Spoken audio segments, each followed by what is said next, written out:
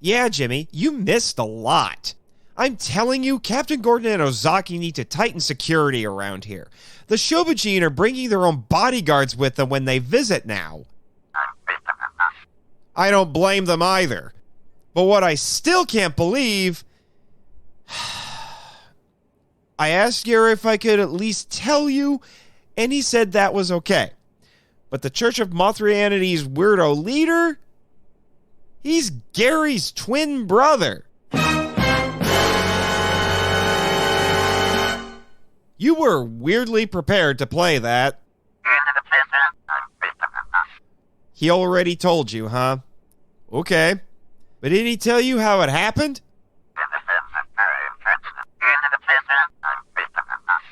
Very funny, Jimmy. No, apparently Gary and Jerry's father is an American soldier who was stationed in Germany years ago. The guy hooked up with a Rolisican college girl who went to Berlin looking for a good time, which she obviously had with him. A year later, she contacted his dad and said she had twins. Things got complicated, and when his dad was sent back to the U.S., he took Gary, but Jerry stayed in Rolisica with their mother. Gary tells me he saw his brother a few times growing up, and they even went to the same boarding school for a while. He says Jerry fell in with a weirdo radical group that engaged in perverse hero worship of Clark Nelson despite the destruction he brought on Rolisica. But Gary doesn't know if or when Jerry formed this cult. You're welcome. But apparently this revelation had no effect on how my very confused pseudo-sister feels about Gary.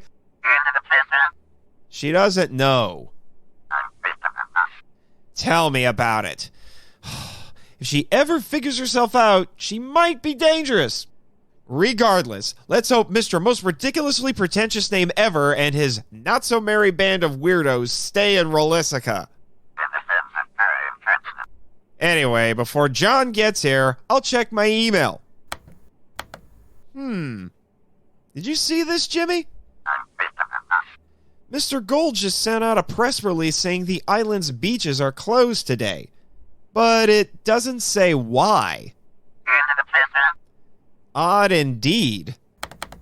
Oh? I also have a message from Elsie Chapman.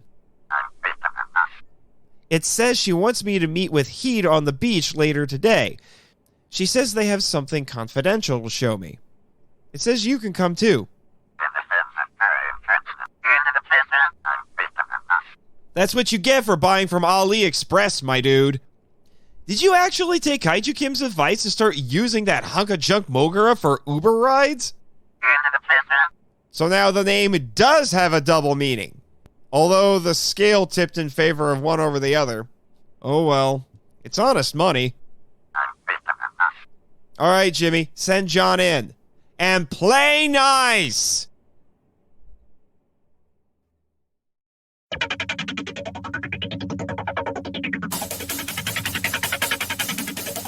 Live from the KIJU studios in beautiful Ogasawara, this is the Monster Island Film Vault, episode 60, John LeMay versus them!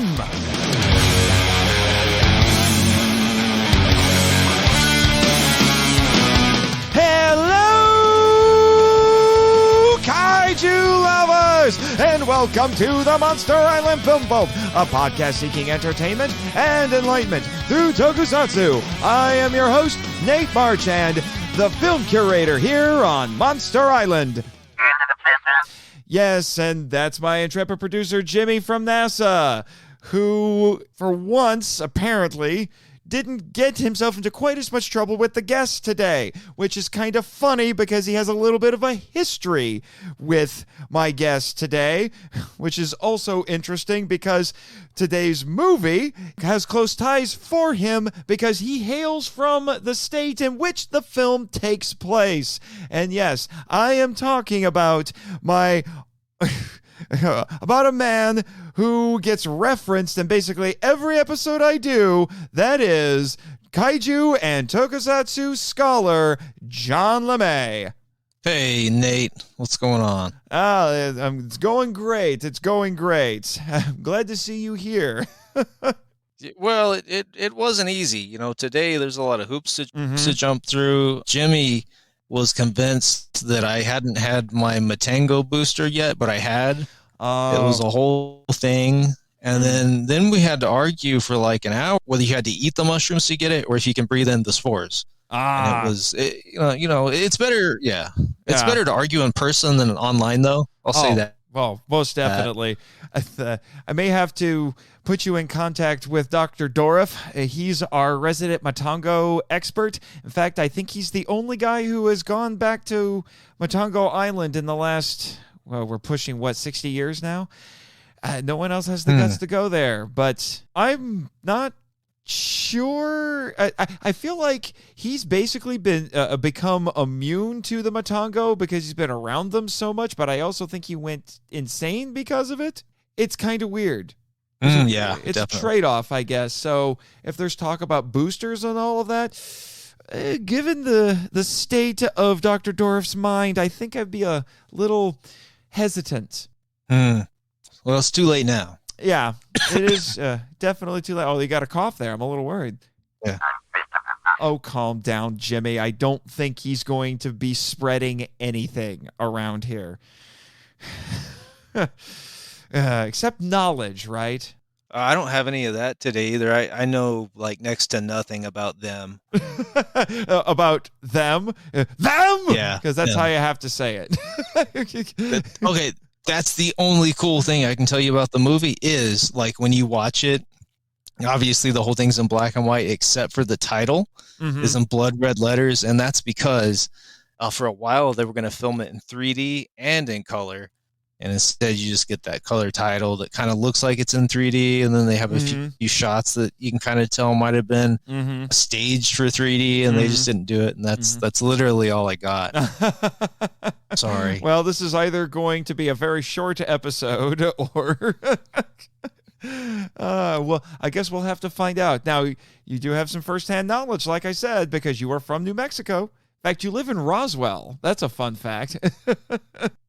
Yeah. Roswell is only about 2 hours from the setting of the film's like first two acts, which are in like the Trinity site at Alamogordo.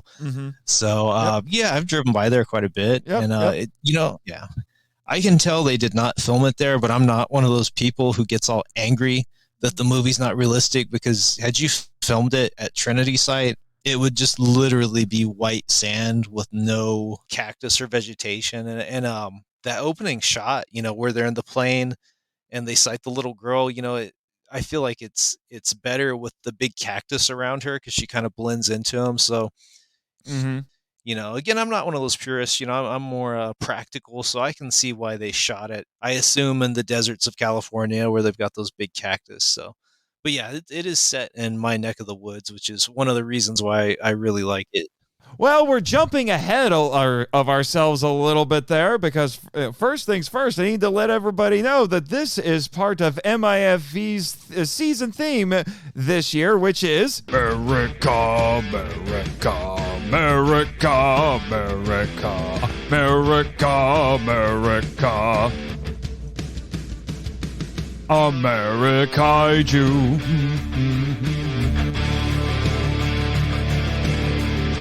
Yes, this is part of our series on American-made kaiju films, which does include them, which for a lot of people is the best example of, well, a couple of, I guess you could say, subgenres here. One being the big bug movie, and the other one being atomic mutations, atomic monsters, which were very common in the 1950s. You can thank Beast from 20,000 Fathoms for that. Yeah, this movie came out the very next year, so I think it's no coincidence. And also the same year as the original Godzilla, which is also very interesting. That's right, and I assume we'll also talk about how much this movie influenced Rodan later too, right? Oh, really? Well, actually, I did an episode on Rodan, so I did mention that the ants in this might have been inspirations for the Meganulon. Yeah, well, I think absolutely. It's a given, obviously, like you just said, the ants influenced them at Meganulon. But what I had forgotten about is that midway through them, they do the whole UFO thing where people are seeing, quote unquote UFOs, and they turn out to be the giant monster. So I guess Rodan kind of stole that from them as well, which I thought was really interesting. Yeah. I had no idea. Yeah, we'll get into that in a little bit, but first, I have to read the entertaining info dump, which my intrepid producer over there is so kind to write for us, although now I'm not contractually obligated to read it. Now it's just MIFV tradition. So, let's get that out of the way so we can make sure that everybody else is on the same page regarding this film.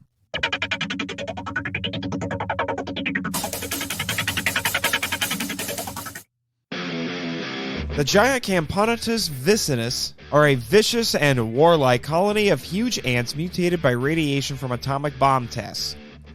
They established colonies in the New Mexico desert and the LA sewer in order to survive and reproduce. Workers attack any and all intruders to protect the colonies and also scavenge for food. The queen lays eggs to propagate the colony. The heroic and determined Sergeant Ben Peterson is a New Mexico police officer investigating strange happenings and deaths, which leads to the discovery of the ants. He accompanies the scientists as they seek to destroy the colonies, often rescuing others trapped by the massive insects. Dr. Harold Medford is an intelligent but easily annoyed myrmecologist sent by the Department of Agriculture to uncover the truth of what's happening in the desert. Once the ants are found, he advocates for their destruction and helps spearhead operations against them. His daughter, the brilliant and feisty Dr. Pat Medford, acts as something of a liaison between her father and the other characters. She shares his determination to destroy the monsters and will not take crap from anyone who underestimates her. The brave and gun-toting FBI agent Robert Graham at first assists the police in their investigation, but later leads operations to destroy the ants. He also tries to flirt with Pat without much luck. Aside from the most minimal of subplots, the human and kaiji plotlines are unified. The characters are constantly responding to whatever the ants are doing or trying to take action against them throughout the entire film. The gigantic ants are the problem. Peterson and Medford blind a worker ant by shooting its antennae with a pistol and kill it with a machine gun. Cyanide gas bombs are tossed into the underground colony, but Pat's investigation afterward reveals 2 queens were hatched and escaped. Off-camera, the brood spreads as far as Texas and some attack a freighter in the Pacific before it is sunk by the U.S. Navy. A new colony is discovered below Los Angeles, and the city is put under martial law. Troops are sent in, and they descend into the sewers to destroy the nest. Peterson finds 2 missing boys and dies rescuing them. Graham is trapped when a tunnel collapses and fends off ants with a machine gun. The problem is solved by the U.S. military. The soldiers locate the queen and her hatchlings and kill them with flamethrowers. The script by Ted Scherterman and Russell Hughes, which was adapted from a story treatment by George Worthing Yates, is a simple and straightforward thriller with a tight plot and a handful of major characters. The ants were realized using 4 massive puppets, 2 partial and 2 full-size models. Thanks to clever cinematography and editing, most of the puppets' limitations and imperfections were hidden. The filmmakers used this in conjunction with excellent sound design to create the illusion of a brood despite never having more than 3 ants on screen at a time. The puppets themselves were well articulated and controlled by off-camera technicians supervised by Ralph Ayers. They were painted purplish green on set to look best in the black and white photography. The movie also makes use of location filming and pyrotechnics. The overall package is very much an A picture despite the classic trappings of a B movie, no pun intended. This is a serious and often horrific film with an almost procedural style to its story, which gives it tremendous gravity. With its talk of radiation and ant behavior, among other things, it's a fantastical science fiction film. While science fiction films were gaining popularity in America at the time, The Beast in 20,000 Fathoms was the first quote-unquote atomic monster movie. Them broke new ground by using giant insects. The special effects were ambitious for their time and could have made or broke the film for audiences. That being said, it does have several familiar tropes, such as the wise old scientist and square-jawed hero. Even so, Them established a style by being the first quote-unquote big bug movie. It released at a moment when science fiction films like this were still taken seriously and allotted generous budgets. A slew of B-movie imitators would follow throughout the 1950s and beyond. The film was made to tap into the science fiction film craze at the time and build off the success of Beast from 20,000 Fathoms. As such, it was meant to entertain a general movie-going audience. While budget figures are unavailable, the film was one of Warner Brothers' most successful films of 1954, with some sources claiming it was the studio's highest-grossing film of the year, earning $2.2 million, or $23.2 million in 2022 money. It was generally liked by contemporary critics and remains well-liked and respected among film historians, classic film buffs, and science fiction fans alike, among others. Several forces are at play in the film. Youth and age clash with Dr. Harold Medford's arguably unnecessary secrecy and his annoyance at the younger character's demands to know more than he is willing to tell. Humanity's right to exist stands against the ant's instincts to survive. Sanity and insanity conflict briefly when the characters visit a mental hospital to hear an inmate's report of quote-unquote ant-shaped UFOs. The Ellenson girl is locked inside her own mind by PTSD after seeing her family slaughtered by the ants, and she is only brought out by hypnotism. The safety of two boys is viewed as less important than protecting the world from the ant brood, although Peterson insists that the children should be saved. Several themes are in the film. Implicitly, saving humanity is valued above gains in scientific knowledge when it comes to the ants, since none of the characters consider any option other than destroying the ants. Those in authority, scientists and soldiers, are shown to be clever problem solvers. Characters like Peterson and Graham frequently risk their lives to save others, with Peterson dying heroically to save the two boys. Pat is shown to be a strong, capable, and professional woman, which was progressive for the time. While science created the problem of huge ants, it also solves the problem. The film ends with this ambivalent admonishment from Dr. Harold Medford. When man entered the atomic age, he opened the door to a new world. What we may eventually find in that new world, nobody can predict. Alrighty, now that we're on the same page, let's have some Toku Talk.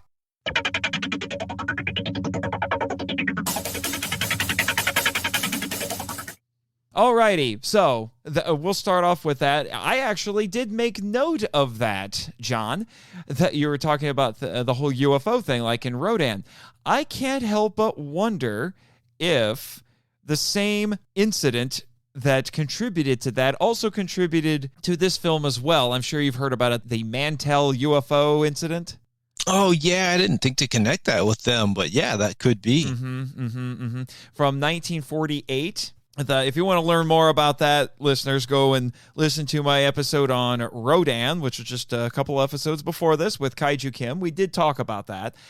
That guy flying a fighter jet thought he saw a UFO, tried to chase it down, and then his plane crashed. So that was a little weird. We do have a point in this movie where the ants were growing some wings and flying around, so people were saying, like, I saw a UFO and it looked like an ant. I'm sure that was an interesting thing right there.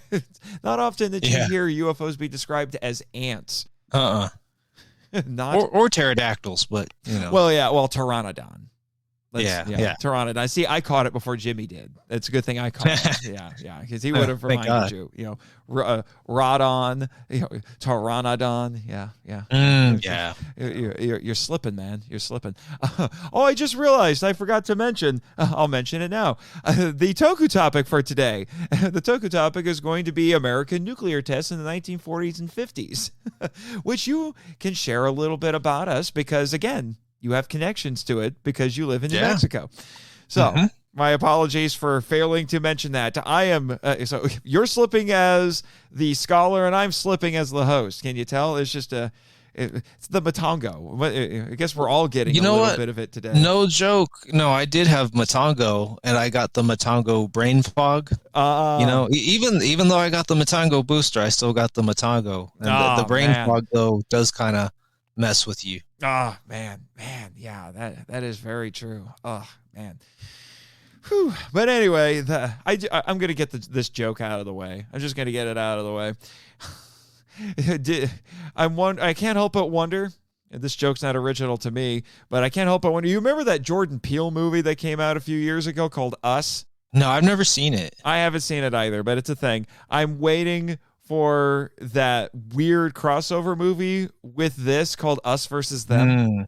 Ooh, or just Us and Them. Oh, yeah. Us and Them. Yeah, there you go. Yeah, I was just, like I said, getting the joke out of the way here right now. So it's funny because a lot of people, if you just tell them the premise of this movie, they might write it off as a B movie. But I don't think this is a B movie. This is too good to be a B movie. I'm glad you said that, because that is exactly what I was thinking as I watched it. Because, like, I watched this movie and I see so much money on the screen. Like, I see a giant ant prop, and then in the foreground, then in the background, there's like an actual helicopter flying around. I mean, that's like money.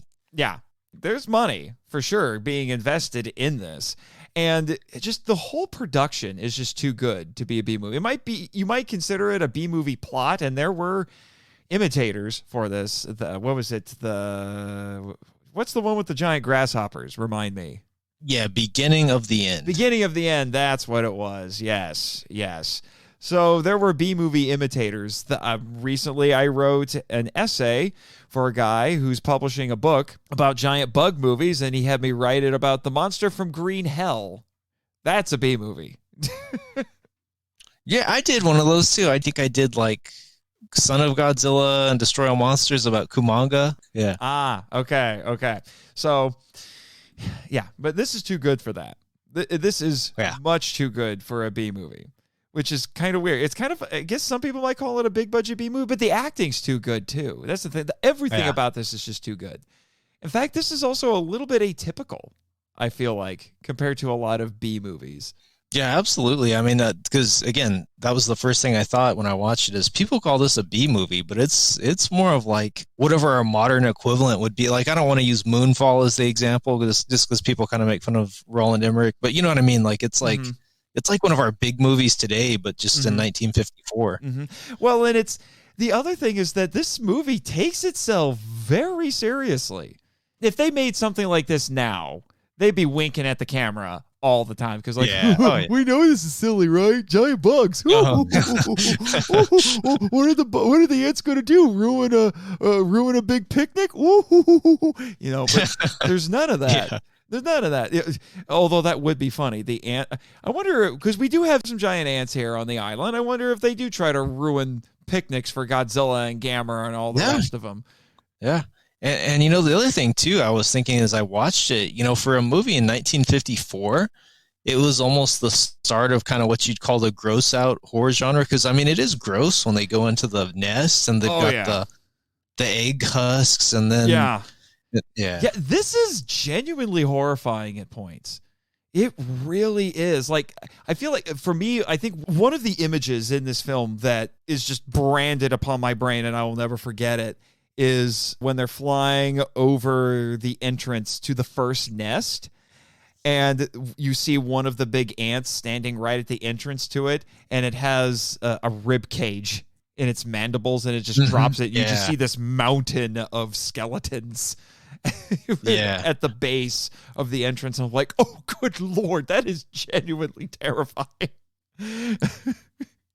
Well, and I was glad, too, that they made the decision to kill that heroic guy at the end, that he gets actually bitten by the ant. I mean, that sounds weird, but it's just as a writer, I could tell the story needed that. You know, it needed some consequences. So I was kind of glad that after he saves the kids, the ant just gets them, and it gives the story a little more impact that way. Well, it's just like the whole thing. They work really hard to build tension throughout. That's the other thing this is such a well-directed movie too.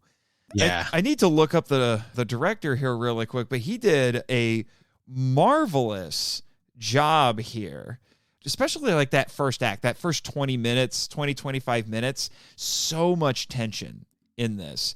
A lot of atmosphere, playing with the environment. When we see the little girl and she can't talk, like she is so PTSD'd right now that she can't even talk. She's basically been traumatized into silence. It's crazy. Gordon Douglas is his name. Is that a name that you are familiar with, John? It rings a bell, but I can't remember who it was. Yeah, let me look up what else he's done. Let me see. Oh, he worked for RKO. Huh. Yeah, let me see. See if there's anything here that I recognize. Roman Holiday. Yeah, that sounds familiar. It was a short. The Devil with Hitler. That is a movie he directed. I wonder what that is now. Zombies on Broadway. That is a movie he did. Zombies on Broadway. That's a heck of a title right there. I was a communist for the FBI.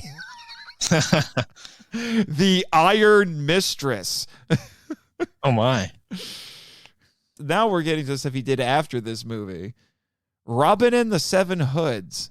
Yeah, that was a Frank Sinatra movie, so that's big time. Stagecoach. In Like Flint. I've seen that one. I like it. He's got a fairly long filmography, but those are the titles that look the most interesting or noteworthy. Yeah. I think In Like Flint, if I remember correctly, was one of the first movies that Chuck Norris was in.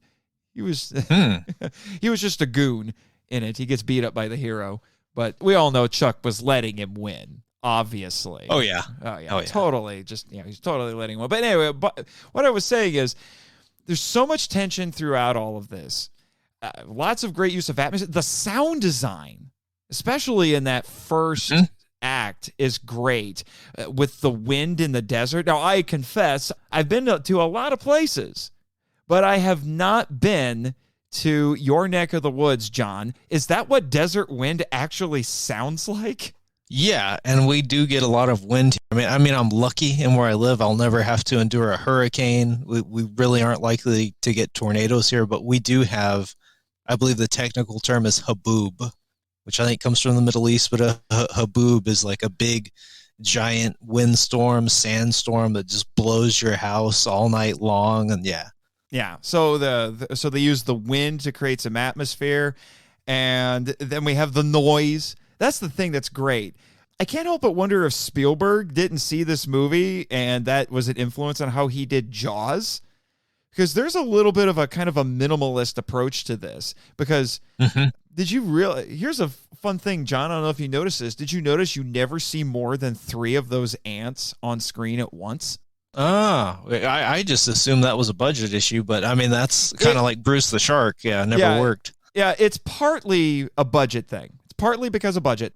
I heard some sources that when I was researching this said that they had 3 of those puppets. I saw another one that said that they had 2. Oh, excuse me, that they had 4. 2 were partial puppets, and then they had 2 full puppets.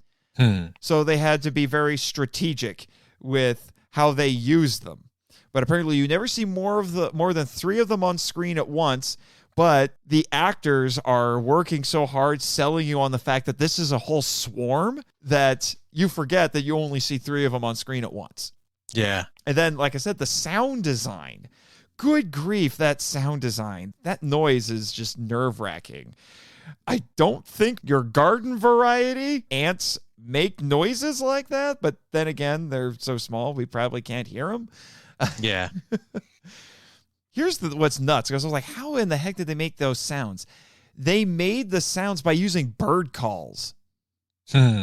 Well, excuse me, bird-voiced tree frogs.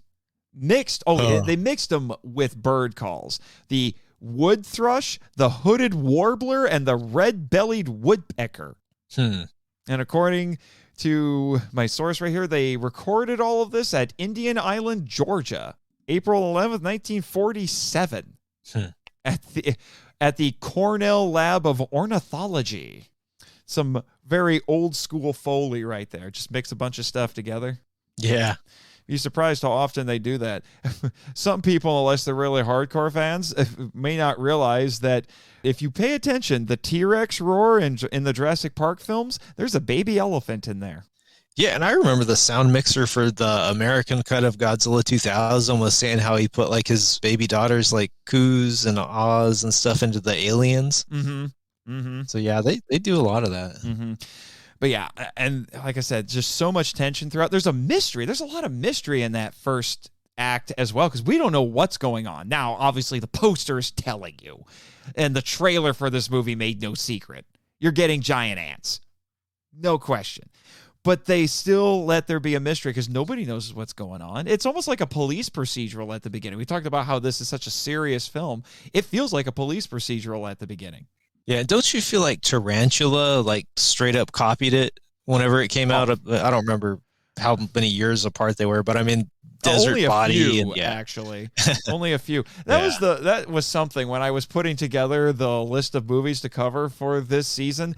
I realized, good Lord, it could be very easy to just get stuck in the 50s. There's so many of these, Tarantula and the Black Scorpion and things like that. So it's like, okay, just pick a handful of the best ones, or at least the most entertaining ones from the 50s. And then move on. Yeah. But Tarantula, I wouldn't be surprised if it was following in the footsteps of this film. Not at all. Because, like I said, I think I mentioned this was the first quote-unquote big bug movie. This was an example of kind of two subgenres. It was the first big bug movie, and it's also a prime example of the atomic mutation monster that was very popular in the 1950s. You could thank Beast from 20,000 Fathoms for starting that. Yeah. In fact, I found out that between 1948 and 1962, Hollywood made 500 plus science fiction films. Wow. And this was just one of them. But it was also one of Warner Brothers' highest grossing movies in 1954. So no surprise that there would be imitators. Yeah, and you brought up the Black Scorpion. That was one I hadn't seen in ever, but I finally watched it like last summer, and it was pretty good too. I enjoyed it. That's an interesting one. That has a bit of a storied history. But getting back to them, in fact, the film critic Bill Warren said that when he went to go see this movie back in the day, there were kids who cried when Ben the cop died. I was worried you were going to say they cried when the ants died, and I was going to say those are sick kids. No, this is not a no. This is not a what? The beasts, yeah. This is not a beast from 20,000. Yeah, this is not a beast from 20,000 Fathoms thing where it was so sad that then that the same guy went and made Gorgo. Yeah. Where the monster didn't die. But that police investigation scene does confirm something for us. The dietitians were right. Sugar is bad for you. Yeah. Oh, yeah. I don't know how giant ants eat sugar cubes, but okay. I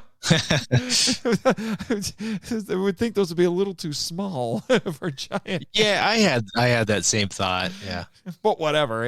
Like I said, it's good foreshadowing and it helps to build tension. The aftermath that we see of that, we don't necessarily see gruesome deaths in this film, but the way they talk about it is so unnerving, dude. And we see the bodies afterward. I feel like that actually had a bit more impact than actually seeing the things. And them talking about how, they have stingers and they inject acid into them, and it's just like,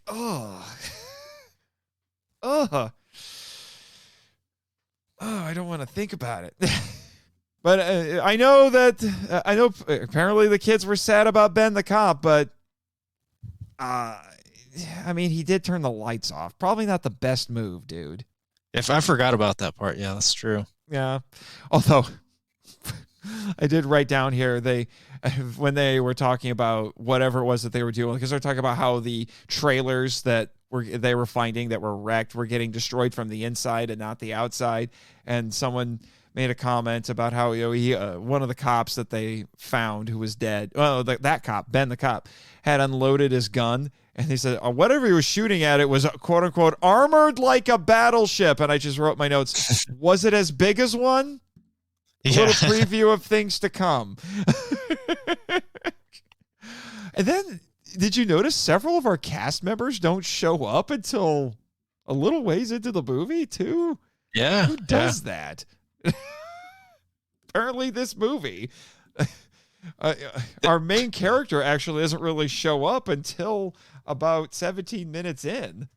Yeah, the only thing that kind of threw me for a loop on this movie as a writer is how they make two different trips to two different asylums or whatever. And, because first they meet the Texas pilot who's in the asylum, then they meet the old man who's in the asylum. And usually as a writer, you try to find a way to differentiate things. I thought that was a little wonky, but that was my only critique of the movie in that regard.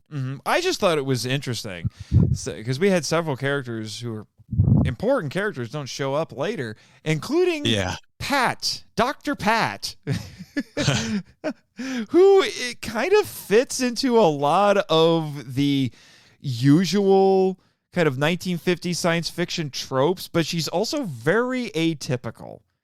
Now, yeah. Now, I was thinking about that too. Yeah. Well, like on one hand, she's I call them the beautiful assistant, because you always to the scientist character. So we have our cranky old scientist character, who, by the way, when I was watching this, I was thinking to myself, he looks familiar. Why does he look familiar? Oh, that's why. Edmund Gwenn played Kris Kringle in Miracle on 34th Street. Yeah, I remember that. Yeah. So he's Santa Claus. There you go. Dr. Santa Claus. But he brings his daughter along. And like I said, token beautiful assistant like you would normally see in these movies. But she, in a lot of essays and such that I was looking at, some other podcasts that I've heard talk about this, Kaiju Weekly, for one, they brought up how she is not a typical leading lady you would see in these sorts of movies. She's very professional. She's pretty cool-headed, even under pressure. She's also very assertive. She's not taking nothing from anybody, including the boys. Yeah, Pat paved the way for like female action heroes. And I mean, isn't she like one of the first in that mold where she's like the girl scientist that they don't want to take along, and she's really good at her job? And... But yeah, she's really good at her job. I think she screams once in this movie. She's not being a damsel. She's just startled by the fact that, oh my gosh, it's a giant ant. Yeah. I'd scream too. Who wouldn't react like that? I'm just saying. But then again, someone also pointed out that we have one of the men at the end of the movie. He screams. You never see that in these old 50s movies. But he got caught in the mandibles of the ant, and he did the Wilhelm scream. Yeah. Yes, Jimmy, I know. The Wilhelm scream. The famous Wilhelm scream, which apparently was only 2 years old at this point. But it was made famous in one of your favorite things ever, Jimmy, Star Wars. Does Jimmy wish that they'd played the Wilhelm scream when he died? Oh, really? You do kind of wish that had happened in The War in Space. Well, I guess missed opportunity there. But yeah, actually, I stand corrected. Yeah, you should have said something, Jimmy. It was actually 3 years old at this point. It was in a film called Distant Drums. And it gets used several times in this movie. It's very distinct. It's the most I've ever heard it in a film that I'm conscious of. Yeah, it appears at least once in every Star Wars movie, I feel like. Yeah. Or at least most of them. But that's where it was made popular.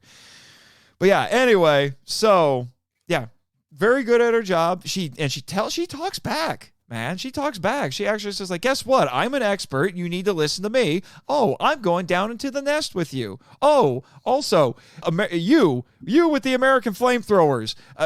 Giant ants don't like American flamethrowers. As giant monster messages. That's another podcast. That's a running joke on their show. They talk about how American flamethrowers solve everything, as seen in this movie. Yeah. Of course you can vouch for that, Jimmy. I'm sure you've used a flamethrower or two in your time. You've got stories. Oh, yeah. I'd love to hear about them. Really? You tried to fight a Kamacuras with it once. I'm sure that went well. Yeah, that only works on American monsters. Apparently, yeah. They're not quite as wild and crazy as their Japanese counterparts. Yeah. But what about the other characters here? What'd you think of them? I thought I was actually pretty impressed, I have to say. Yeah, I just think the old, like you said, the Santa Claus scientist was probably my favorite of the bunch. I felt like he commanded the audience attention when he was on screen more than anybody else. Did you get a little bit of kind of a generational gap thing going on there? Where he's old, a little bit cantankerous, gets a little bit annoyed with how people don't quite take him seriously? Yeah, definitely. So there's a little bit of tension. I like that there's actually some interpersonal conflict for the characters. And it's not just a straight plot-driven movie where it's just like, we need to solve whatever is going on here, you know? Yeah. Yeah, but because then they're like, well, wait, you know what's going on? Yes, I do, but I'm not telling you yet. I have to make sure. I'm like, but you need to tell us. So the young folk are getting a little antsy there. Sure, Jimmy. I didn't quite mean it that way, but go for it. Yeah, at least you gave me that, not the sad trombone. but he won't say anything until he's sure. Yeah. Which I actually really appreciated. Although I did like that line when they meet Pat for the first time and someone says, "She's a swell doctor, right?" And then our leading man says, "If she's the kind who treats the sick, I'll get a fever real quick." Yeah. I miss witty scripts like that. Like, this was made back at a time when everybody wanted to make witty scripts. Didn't matter what the movie was. You needed to have witty scripts. But it's funny, we were talking about this coming out the same year as Godzilla in Japan, and people talk about how influential Beast from 20,000 Fathoms was on Godzilla, but there's still some parallels between all three of those films in this one too, because we have atomic mutations, we have nuclear tests, we have deaths by the monsters early on, that eventually leads to them figuring out what's going on. We have an elderly scientist in all of them. Well, I guess Serizawa is not really elderly, but you know what I mean. Well, no, because we have Dr. Yamane. Yeah, we have Yamane. I feel silly. So, and then he has a daughter, and she screams. She gets the signature scream shot, just like in them. Oh yes. Oh, then we have the young guy who's kind of a love interest. Although in this one, that doesn't really go it doesn't go all that far, other than a little bit of flirtation. But oh man, another one of my favorite scenes in this is that little girl. That little girl, I don't know where they found her. I mean, I spent the whole year last year talking about the Gamera movies, and there's all those jokes that we in the fandom love to make about the Kennys. Yes, including you, Jimmy. Talking about you. This little girl, I need to find out what her name is and see if she did anything after this, because, here it is. Her name was Sandy Desher. Let's see what else she did. Oh, she was in The Adventures of Ozzie and Harriet. My Friend Flicka, Wagon Train, The Space Children. Yeah, she did a little bit after this, but she's fantastic in this. She only says one line in the whole movie, and it's the title. Yeah. But that scene, the most important line. Yes. Yeah, the title drop. She gets the title drop. But that scene, dude, where they bring her out of her, I guess her I don't know, not stupor, but they get her out of that kind of PTSD trance that she's in. And she just panics. And before that, we just see her wandering around, and she just seems so dead. And it's just like, where did they find this little girl? It's so hard to find good child actors. But yeah, she was very convincing. Yeah, but that scene where she quote unquote awakens, that is genuine. I think that is actually pretty tense and shocking. Some people might laugh at it now, but I thought it was very effective. No, I agree. I don't think there's anything laughable about it. I don't know. Sometimes the people that laugh at these movies, I almost think are like simple-minded because they don't understand. They came from a different era, and they just. But I mean, even that aside, though, to me, it's a very well-handled scene. For sure. I kind of wish they had told us what happened to her. I mean, she's the first character we see in the movie, and then after about the first 20 minutes or so, we don't see her again, and she's just so traumatized. That poor little girl. Man, she's never going to go on a picnic again. I just. Yeah, that was a little insensitive, wasn't it, Jimmy? You made me realize, though, there's kind of a through line in this movie with kids, because it starts out with a little girl as the focus, and then as it ends, it's two little boys that we don't really know, but they're the focus. Oh, that is right. Because they have to save them from the second nest after a while. That is interesting. I'm a little shocked that a cop has a machine gun in the trunk of his car. I mean, it came in handy, admittedly. Yeah. Because unlike Japanese monsters, giant ants are not immune to bullets. Yeah, that's one thing I noticed about American monsters. They're all, you can shoot all of them, you can flame throw all of them, but Japanese monsters, you never can. Well, and there are reasons for that. John, I actually read in Apocalypse Then by Mr. Bogue.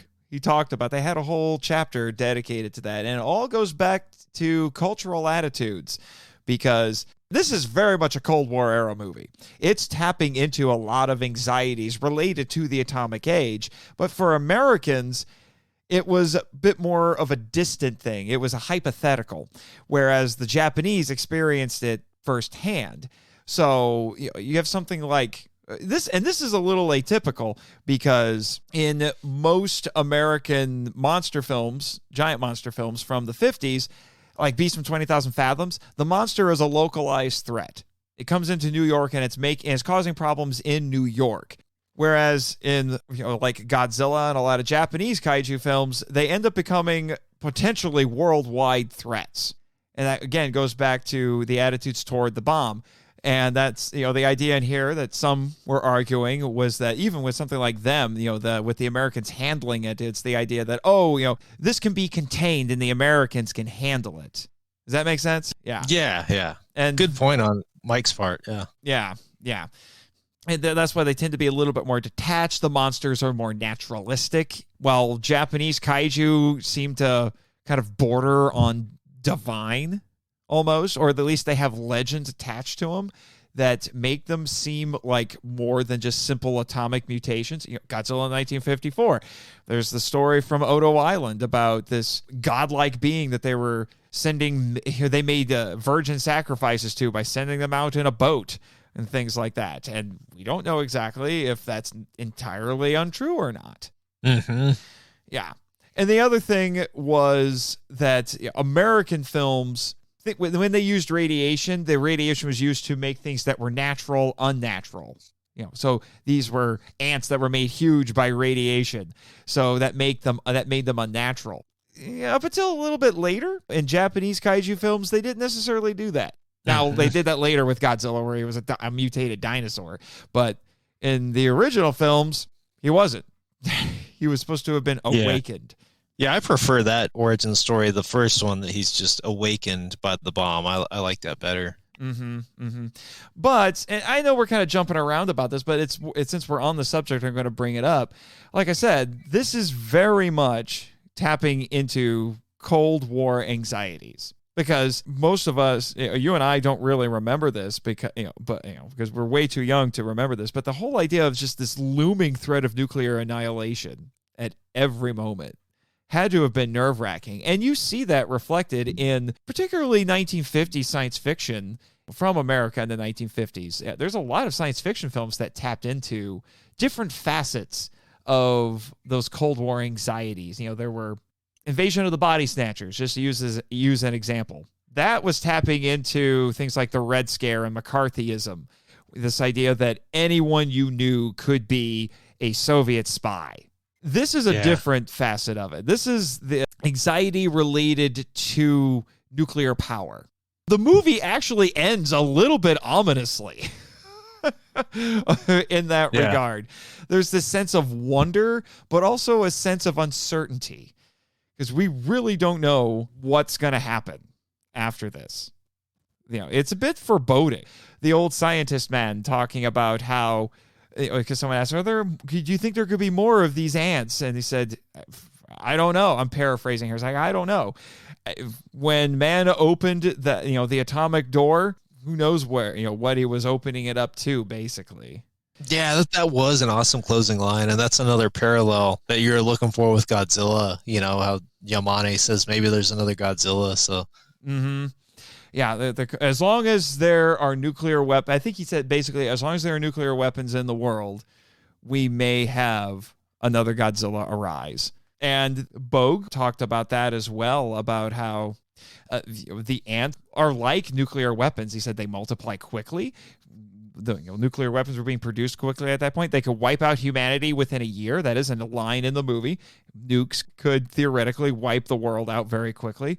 And like I said, their victory was uncertain, just like nuclear engagement, especially at that time, just seemed like something that was just never going to stop. Yeah. And this is atypical, because the ants in this are treated as a huge threat. that threatens the entire world, not just that area, not just Los Angeles when we get to the last act of the movie when it goes to Los Angeles. This is a huge problem. But again, it goes back to that American mentality of this can be contained. The Americans can handle it, we're the big dang heroes, and the people the heroes in this movie are technically people in authority, right? Police officers, the military, scientists. That's also one of the big differences between American and kaiju films.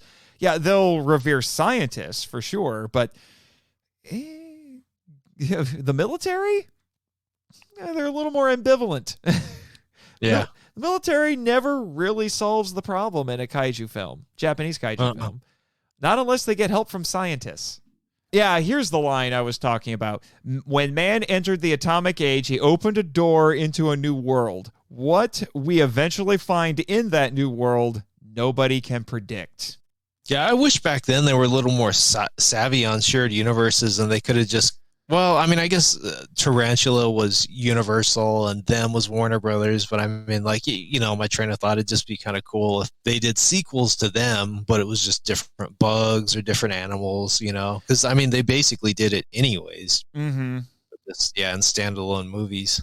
Actually, it's funny that to get back to the film itself here, it's funny that we were talking about parallels to Godzilla 1954. I also found a few parallels, of all things, to Godzilla Raids Again. I'm intrigued. Yeah. First, the movie opens with a guy doing a survey in an airplane. Yeah. And then we have the long educational segment on the monsters, led by the scientists. Oh, I caught that. I did catch that because when that came on, I was like, oh, this reminds me of my favorite scene from Godzilla Raids Again. In the American or Japanese? In the American. I actually love that part in the American. I love it. I love the random dinosaur footage. I love it. Ed Goticheski in his commentary for that movie called that a documentary on unintelligent design. Which I thought was pretty funny. But it's just interesting. It's like the movie just stops and becomes an educational film for a couple of minutes with Dr. Santa Claus telling us about ants with lines like how much of this is actually accurate. I almost wish I had done research on ants. You know what, Jimmy? Look this up, okay, for your blog, because I must know. But he talked about ants engaging in fights for 72 hours and then said that ants were the only other creatures on Earth who make war. I just assumed that was true. Is it not? I don't know. I'm like, pretty sure there are other animals that will do crazy things like that, but okay. We gotta build up the threat level of the ants, Yeah. We were talking about those flying saucers. Yeah, that was in Brownsville, Texas. I'll have to ask one of our new bosses here on the island, Mr. Gold. He's from Texas. If he knows about the ant UFOs over in Brownsville. Yes, I'm mocking you, Mr. Gold. I'm doing a terrible job, I know, but you have been thoroughly mocked. Deal with it. Well, I should have brought this up too. Another extra mile that this film went that I think helps to elevate it above B-movie status is when we get to that second act when they're trying to figure out where the ants are going after they try to destroy that first nest, with the wives and the mothers talking about their husbands and sons who had been caught by the ants. It really brings a human touch to everything that's going on. These weren't just faceless victims. These were people who had lives and families. I mean, they even stopped for about a minute and let one of these mourning women just tell a story about her husband and her sons. They didn't have to do that, but it really added a layer to this. And then there was the scene when they're talking to all of those people who were witnesses and trying to find out what they were doing. Yeah. And we get the impression that these people aren't necessarily reliable because they're either loony bin inmates, drunks, or my personal favorite, the woman who spent the night with a quote-unquote sick friend who happened to be a married man. Oh, yeah. I'm like, oh, man. That must have been pushing it a little bit for 1954. Yeah. Uh-huh. Oh, boy. Wow. And there is talk about the Cold War, quote unquote, going hot, which I actually found out that even though I thought about doing research on McCarthyism, because there's some crazy essayists out there who tried to argue that the ants are basically Soviets. Because it was, and they said it was trying to tap into McCarthyism. Like, I don't know about that. But the Joseph McCarthy hearings were being held in 1954. Do that is that for some reason they feel guilty about enjoying the movie and they need to find like some wild reason for it to matter. Whereas I just enjoy the movie, you know? Well, speaking as an academic myself, yeah, some people get a little carried away.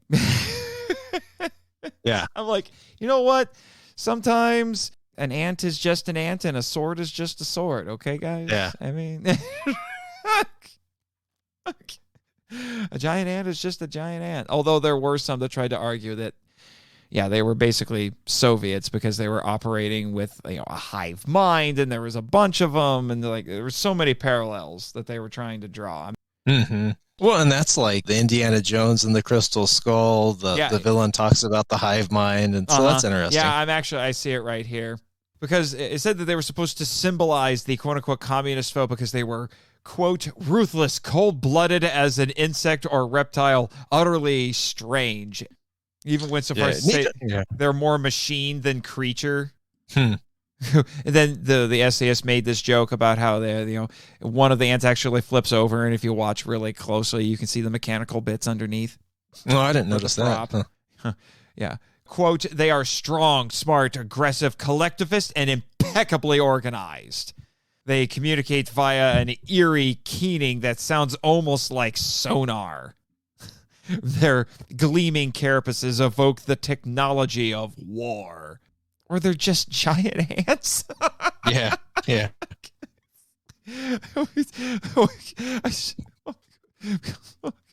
No, they are Soviet ants. You must understand. They are Soviet ants sent by Mother Russia to invade.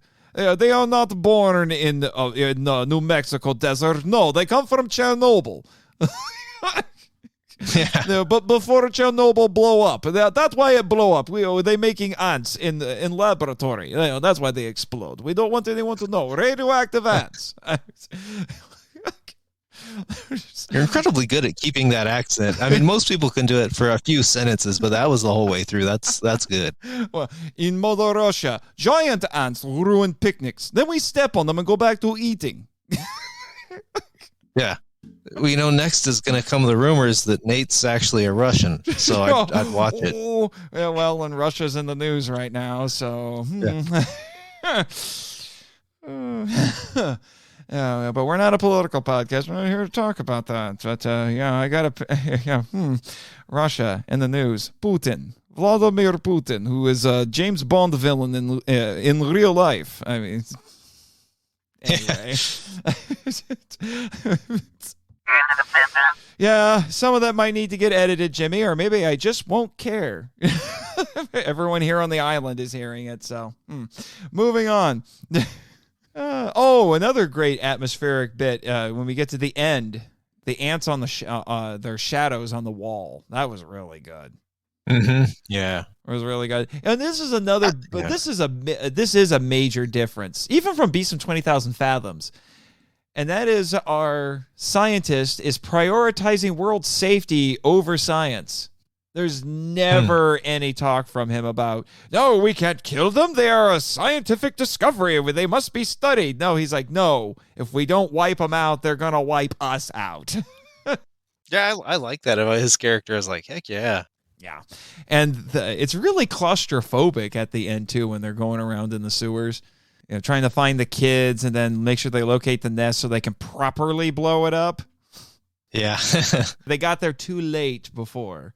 Now, I know before we went on the air today, you were telling me that you really liked the first 2 acts of this film, but you were not as big a fan of the 3rd act once it moves to Los Angeles. Would you care to tell us why that is? Yeah, just the simple reason I think is as a kid, I love those old monster movies. I didn't watch the newer monster movies when I was growing up. I just saw the older ones. And so for me to finally see a monster movie set like in my state, and like even though the landscape wasn't exact, but I mean like it really captures the atmosphere, like you said, of the wind, of the trailer in the desert. Just so to me, that's what I loved, is that finally there was like a monster movie set in a location that I could relate to, which is also kind of why I like Tarantula to a lesser degree. But that's really the shallow reason that I like the first 2 acts better. But I mean, from a writer's perspective, though, it's a solid script.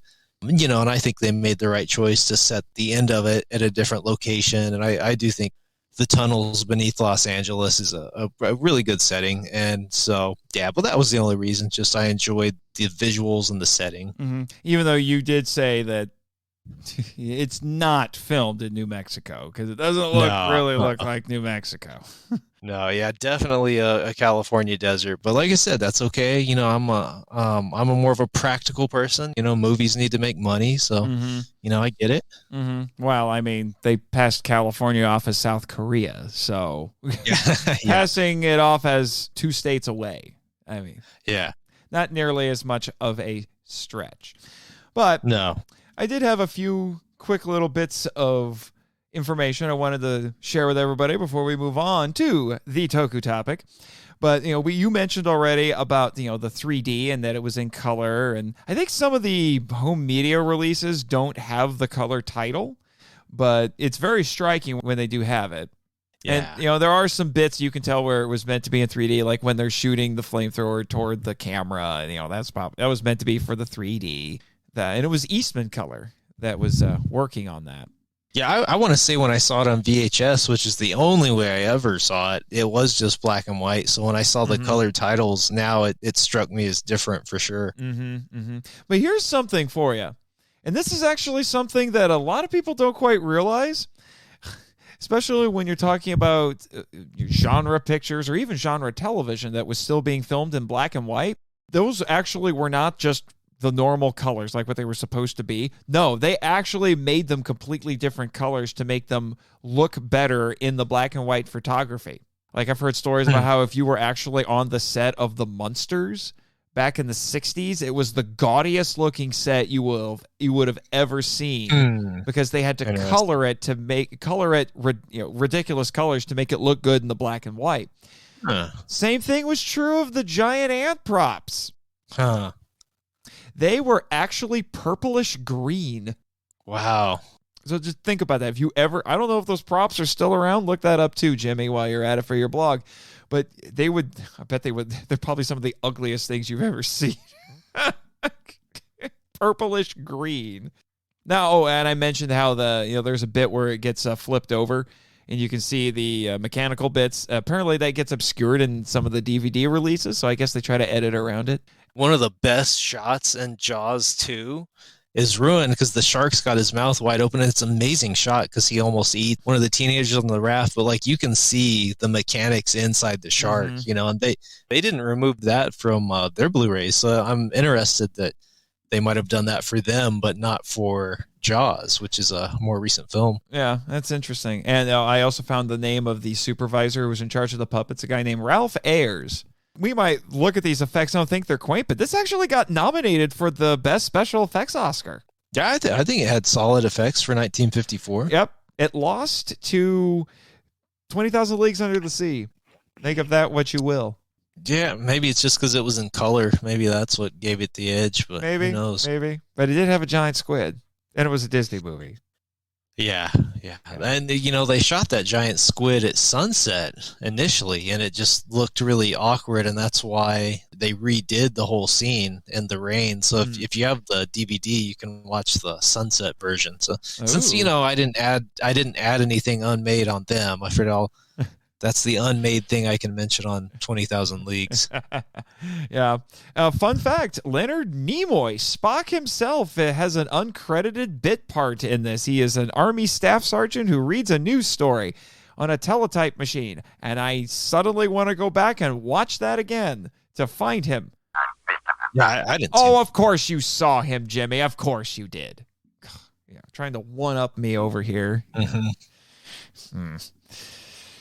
I only put this down in my notes because it's relevant to me as a gamer, but have you ever played Fallout 3? No. Okay, well, Fallout 3 is a post-apocalyptic video game series. There's a side quest that you can do that has giant mutated fire ants.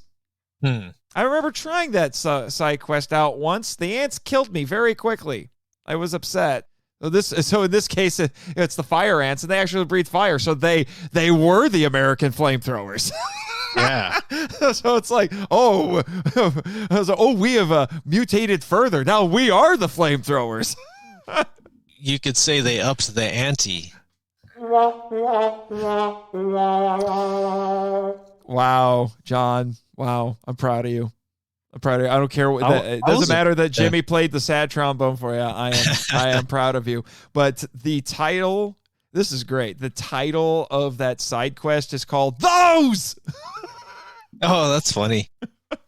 Those. And it's like you have to point and you have to shout it because, like I said, it's all caps with an exclamation point. That is part of the title. And there were people who spelled it wrong. They didn't put it all caps.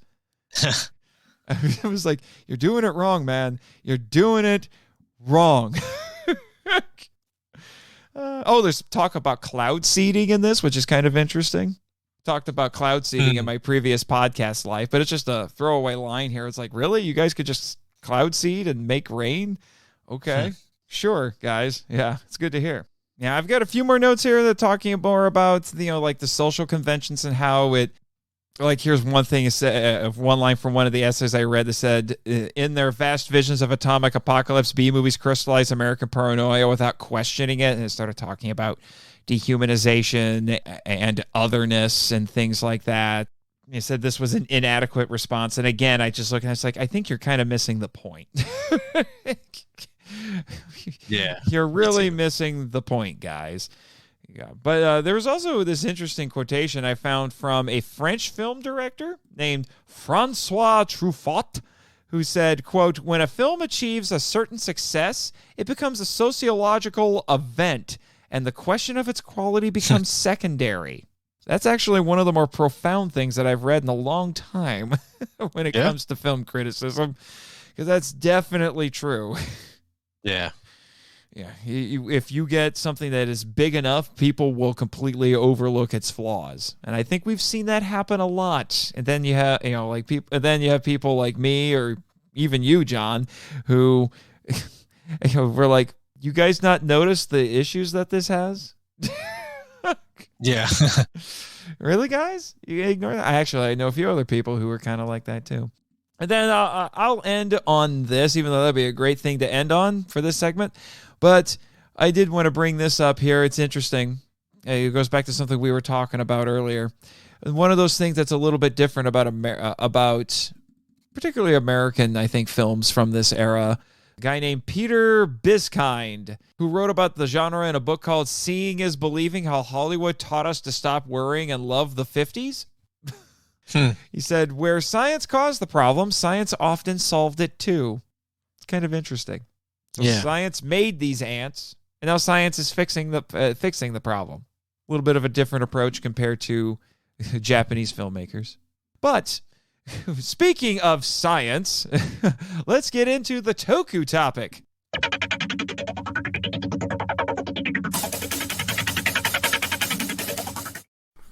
Hello, ladies and gentlemen, this is Jason Giaconetti. You may recognize my voice from the Vault of Starling Monster Horror Tales of Terror, and if you don't, you should be listening. But today I need to ask you a few questions. Do you like big bugs and you cannot lie? Other robots just can't deny that when the Queen of Space walks in and puts a blast in your face that your gears get sprung? Are you deep in the bee we're sharing? Are you hooked and you can't stop staring? If you answered yes to any of these questions, then have I got a podcast for you. Bots, Bugs, and Babes, the B-Movie Podcast. From classics to cults and all the yummy cheese in between. Look for my new show, Bots, Bugs, and Babes, on the Two True Freaks Network and on iTunes. That's Bots, Bugs, and Babes, the B-Movie Podcast. Double J on the Triple B is your hookup. Holler if you hear me.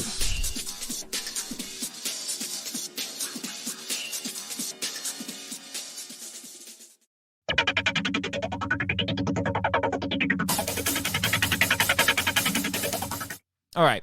Now, John, while I wasn't quite buying the idea that this film was tapping into McCarthyism or anything like that, because I did consider researching McCarthyism, and even something like a title like Them, it's talking about the other, right? It's them, but something like Invasion of the Body Snatchers, I feel like is much better suited for something like that, not this film. Yeah, I agree 100%. Yeah. But like I said, this is definitely tapping into atomic anxieties because of the bomb. This is one of the high points of the Cold War early on. And what this film does directly reference that is very interesting and pertinent is nuclear tests. It makes no secret of the fact that these ants were mutated by nuclear testing. Although something that's interesting this is actually a little bit smarter compared to a lot of other films where it's just like it's a one-time dose of radiation and suddenly they're gigantic. They actually said in this one, the ants got big over time because there was exposure over the course of years that made them huge. But just to put this into perspective, you can start attaching numbers to this. But there's been a total of 2,212 nuclear tests conducted by 8 nations since 1945. And that's an insane amount. Well, you want to know what's also insane? 1,032 of them were done by the U.S. alone. Wow. And these were all conducted at the Nevada test site, which we'll be talking about a little bit more. The Pacific Ocean. So you might be familiar with the Bikini Atoll and Castle Bravo. Yeah, that infamous one. And the Amchitka, I hope I said that right, island of the Alaskan Peninsula, and also in Colorado, Mississippi, and, oh, look, your home state, New Mexico. Yeah, there was a couple there. One of the more interesting ones that people forget about was they actually did an underground nuclear test in 1961, which kind of ties in with the opening of Godzilla versus Megalon. So that's another interesting one. Yeah, I did find some stuff about that, so we'll get into that in a little bit. But just to put it into perspective, I found the list of all of the major nuclear tests or nuclear operations that had been conducted between World War II and this film.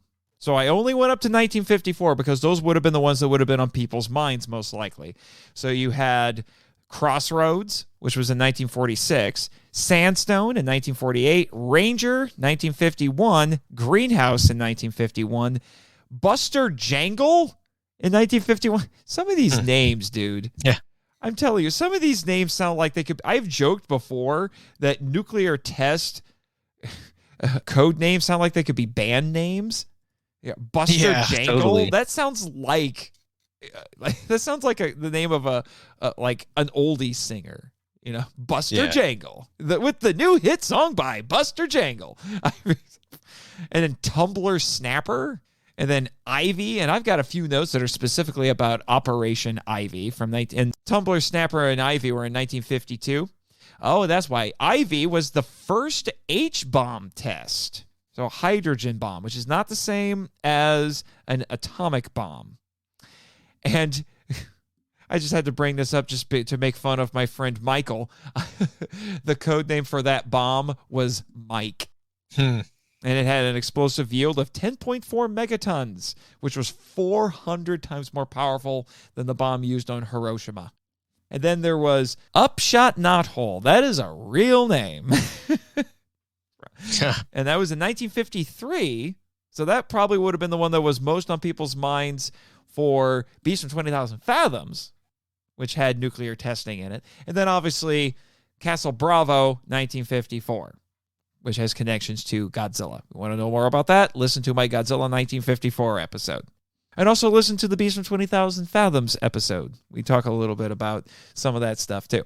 So I bring all of that up, but I did not bring up I try to remember, did they mention it specifically by name in this, or were they just hinting at it without the name in this? The test that started the ants to, becoming, big in Nevada. I don't remember. I mean, all I know is that they got the place name right, at least, because they did say White Sands, Alamogordo, but I don't remember if they mentioned like the name of the operation and all that. Yeah. Well, it was Trinity. That was the first ever nuclear test, and it was conducted July 16th, 1945. Now, the location that you're giving us is a little bit different than what I have here in my notes, unless I'm just misunderstanding this. But according to this, it was at Jornada del Muerto. Oh, I'm so glad you brought that up. Yeah. 35 miles southeast of Socorro, New Mexico. Yeah, so Alamogordo, Socorro, they're kind of in the same quadrant of the state. But yeah, the Jornada del Muerto means journey of death. So, I mean, it's amazing that they chose that spot of all places. Because a lot of people died on that stretch of land because it's just so treacherous and brutal. So, yeah, that they tested it in that area is just really cool. Some unintentional irony there, I'm guessing, but good Lord. But I mean, if you're looking for a home city for like when you go to Trinity site, like you would most likely stay in Alamogordo or pass through Alamogordo. So, and it was part of the Manhattan Project. It was codenamed Trinity by J. Robert Oppenheimer, who was the director of the Los Alamos laboratory where the bombs were being developed. And it was inspired by lines from the John Donne poems, which doesn't surprise me because the line that Oppenheimer is most famous for, "Now I am become death, destroyer of worlds," was taken from the Bhagavad Gita, which is a Hindu religious text. So sounds to me like he was a very well-read, very spiritual man, which is actually kind of appropriate because Dr. Santa Claus tries to get a bit biblical in this. That took me back a little bit. So I'm like, a scientist is trying to quote the Bible? That's interesting. It's a phantom Bible verse. It doesn't exist, but... Yeah, I noticed that, It's either that or they took a verse and just really twisted it. Yeah, but you'd be surprised how often that happens in the movies. Trust me. Oh, yeah. I talk with Reverend Mifune. I've talked with him about that a few times, and he's like, what's with these phantom Bible verses? It's crazy. And the Trinity bomb was the same model as the Fat Man, which was the one that was dropped on Nagasaki. The thing that is interesting is that no one quite understood the full extent of the dangers of radiation at the time. This was still very new. Because they conducted the test in secret, there were no evaluations ordered. And then fallout from the blast was detected as far away as my home state of Indiana, which is a little bit terrifying, to be honest. Yeah. And residents in the immediate area were exposed to over 20,000 millirams of radiation, which is 10,000 times the safety limit set by the Nuclear Regulatory Commission. And what's crazy is I'm told that my grandparents drove through the blast radius just a few days after that. Oh, no. That's what the family oral history says. I mean, there might be a fact checker out there that looks and says, well, it was blocked off for 2 weeks. I don't know. But that's just family oral history, Yeah, that's my fact checker right there, Jimmy. So maybe he'll look into it for his follow-up blog for the episode. Well, but Jimmy is biased to prove me wrong, so I don't know. He's talking to you, man. Well, I heard him. I'm not going to dignify that with a response. Oh, okay. Oh, geez, man. Hey, calm down, Jimmy. We got a show to do, all right? All right? I don't need you guys starting your flame wars again. It might get nuclear. You never know. Yeah. Oh, jeez. No, actually, I went to a lecture, and the lecture was on ghost towns of New Mexico. And even the atomic bomb was talked about in that. And I wish now I could remember exactly what was said, but my friend was talking about how it was several years after the test was conducted, they noticed that the cows, I'm not joking, the cows had lost their black spots and were pure white. Oh, geez. And they kind of thought that was, that might even be today. Actually, that's wild. I wish from some of the stuff I was looking at, part of the reason why I think it was iodine 131, I think is what it was. I'll double check my notes here in a little bit to make sure, but it was because of contaminated milk. One of the reasons why it got spread out. But yeah, or they were breathing in the contaminated air. They were ingesting contaminated rainwater or goat's milk. So it was just it got everywhere. Yeah, that's even the theory. That's why the aliens allegedly crashed near Roswell, is they observed the blast, because I mean that's a big deal, and that's kind of what the plot of The Day the Earth Stood Still hinges on. But they really think the aliens saw the blast, and that's why they crashed in the New Mexico desert. That's very interesting. You never know. It might have actually happened. The world we live in, I'm willing to believe it. But and then the wind was spreading it out. So I saw some maps that were kind of gathering how far it may have gone out, and it went all over the place thanks to the wind. Yeah. But between 1951 and 1958, over 100 nuclear weapon tests were conducted in the atmosphere at the Nevada Test Site, or the NTS. There's going to be a lot of talk about that. There are way more nuclear tests conducted in your neighboring state of Nevada than in New Mexico. But New Mexico had the first one. And the Nevada test site is about 75 miles northwest of Las Vegas. Yeah, well, actually, again, can tie this into Lost Films. Willis O'Brien wrote a script called Oomba, which was about a Native American giant legend. And one of his versions ended with Oomba the giant walking out of Las Vegas, and Oomba accidentally walks into the atomic test zone and gets vaporized, and that's how the movie ends. Oh, shit. Or would have ended if it got made. That's a little anticlimactic, but the Nevada test site's pretty big. It's 3,500 square kilometers of undisturbed land. Undisturbed, they say. I'm pretty sure a nuclear explosion is one heck of a disturbance, but it says that's actually larger than some small countries. Yeah. And all of these were supervised by the Atomic Energy Commission, or the AEC, and they monitor peacetime atomic energy and technological development.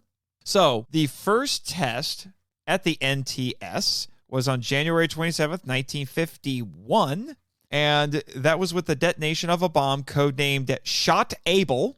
Again, these bomb code names, they always make me snicker a little bit. And that was part of Operation Ranger, which I mentioned that name before. It was a 1 kiloton bomb. And then between 1951 and 1992, the U.S. government conducted 1,021 nuclear tests at the NTS. 100 of them were atmospheric, and 921 were underground. There's a reason for that, because they started banning some of these things. I found some, I'll probably mention it again a little bit later, but atmospheric nuclear tests got banned in the 60s. You might be wondering, why are they conducting all of these tests? Well, they needed to determine the impact of nuclear weapons on the environment and on man-made structures. So you might know the famous stock footage where they would literally build mock towns and then blow them up to see what nuclear bombs would do to them. Yeah.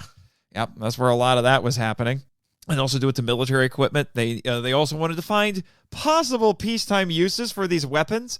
What are you going to do in peacetime with nuclear bombs? Nuclear energy, I can understand, but yeah, what are you going to... Okay, whatever. Peacetime use of nuclear bombs. Please explain this to me. But I guess they had to figure something out. And they were also working on the strength and the effectiveness of the weapons. They were proof testing existing weapons. They were studying the effects of nuclear fallout. Well, I can tell you what the effects of nuclear fallout are. Bad. Yeah. Very, very bad. There was talk about people who were living nearby who were getting cancer and things like that. I found some information about that as well. Yeah. And then sometimes they did some of these tests with military personnel. And they would be at ground zero for all of this. Yeah, that's insane. To develop battleground tactics related to it. And these were done in 4 regions in the NTS. They were called Frenchman Flat, Yucca Flat. Now, Yucca Flat I've heard of.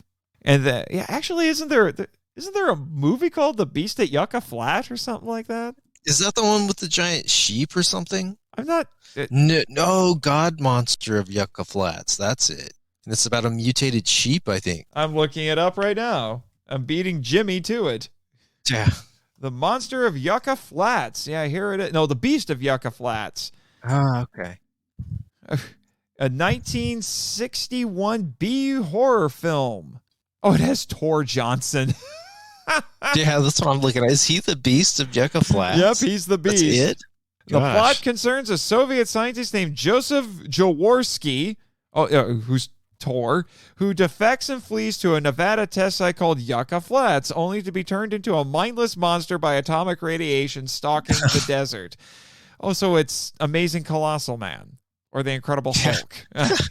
Yeah, the Amazing Colossal Man on a budget. Yeah. The film has very little dialogue, and most of the speech is done by omniscient narration. Oh, good Lord. I feel like this was on MST3K. Yeah, I think I'm seeing some images. Yeah, of it that was now. on MST3K. It's like, that's why I know that. Oh, my gosh. So there you go. So Yucca Flat. Yeah, we made another connection here. And then we have Rainier Mesa and Pahude. I hope I said that right. Pahude Mesa. So, you want to know something that is both shocking but yet not all that surprising about this, John? Yeah. This was actually a boon in tourism. Oh, I hope my pseudo-sister is listening to this. Maybe here's a wacky idea for you to drum up tourism on Monster Island. It was a tourist boon for Las Vegas. Because the mushroom clouds could be seen 100 miles away. Oh my gosh. Can you imagine just going to Vegas, just like sipping on a martini or something and watching that? You're not far off. Have you ever heard of dawn parties? Oh no, but I can guess now. People would hang out at the crack of dawn because the tests would be conducted at dawn, and they would just hang out, sipping martinis, and then wait for the test to be conducted. Like, they actually knew when it was going to happen. They had calendars throughout the city that advertised detonation times, and they would just all hang out with their martinis and watch the bombs. Do you know when that came to an end by chance? It says that it was in the 50s and the early 60s. Okay. Yeah, they would see the clouds, the bursts of light from hotel windows. Can you imagine that? You go to Vegas, you wake up at 5 o'clock in the morning before sunrise in your hotel, and then watch them. I can't believe that. Wow. Oh my God. This was a tourist attraction. That is so wacky to me. Yeah. Maybe I shouldn't have suggested that to my pseudo sister on the air. Yeah, sure. Let's drop some bombs to get people to come. We have kaiju, all right? We don't need to do nuclear tests, okay? Nuclear tests this close to Japan are probably a bad idea anyway. Yeah. But from 1955, 1989, the average number of nuclear tests conducted every year was about 55, which is just crazy to think about. The peak was the late 50s and early 60s. The year 1962 alone, there were 178 tests, 96 of which were conducted by the United States. Yep, and I was right. Iodine-131. It's believed that because of the wind and everything and all the other ways that it got spread, that it may have killed as many as 500,000 Americans. Which is just tragic to think about. Which is why in 1984, the U.S. District Court Judge Bruce S. Jenkins ruled that radioactive fallout from above-ground tests in the 1950s made at least 10 people die of cancer, and that the government was guilty of negligence by conducting those tests. And this was the first time that the explosions at the NTS were legally blamed for cancer. And the judge basically ruled that residents of Nevada, southern Utah, and northern Arizona should have been warned about the danger of radioactive contamination, and that the government had screwed up with all of this, and should have done more to minimize contamination. And then you had President Kennedy in 1963 signed the Nuclear Test Ban Treaty that prohibited weapon tests underwater or in outer space or in the atmosphere. Wow. And then the NTS was shut down in 1992. And that was the last time that the United States conducted a nuclear test. September 23rd, 1992. But then, funny enough, in 2010, the NTS, and maybe you can tell me about this. I mean, I don't know if you've ever been to the NTS or not, but it's been renamed. It's not the Nevada test site anymore. Now it's the Nevada National Security Site, or the NNSS. No, I've never been there, but... It's not used for nuclear tests anymore, obviously, but it's used by the U.S. government for national security needs. It has been authorized for more nuclear tests. It's just nobody's done it. But now it's the preferred location for the Nuclear Security Administration defense programs, industry research, developmental efforts, and the National Environmental Research Park is there. And federal agencies and private industries conduct open-air experiments there, focusing on emergency response techniques and test remediation. So it's still being used for things. Yeah. But no, not nuclear tests anymore. So, like I said, I think it's reading into it a little bit to say that these are, Soviet ants. But the tests, those are all very real. Oh, and just as a fun little fact... August 29th, according to the UN, is International Day Against Nuclear Tests. So there you go. May have to make it a national holiday around here on the island. Oh, that's a ridiculous idea. But you said you had something to contribute to this conversation because you are a local in that area. Yeah, I heard that people in Roswell, even though it's 2 hours away, the day of could also see like a flash in the sky and kind of hear something. And I guess at the time they just told them that they had a bad explosion at their ammunition storage facility. And that was their cover story for a little while until they like came clean. Mm-hmm. And this is for the Trinity test? Yeah, for the Trinity test in Alamogordo. Yeah. Yeah, that's 2 hours. Yeah, that's about 100 miles, right? Yeah. It should be around 100 miles. So that makes sense.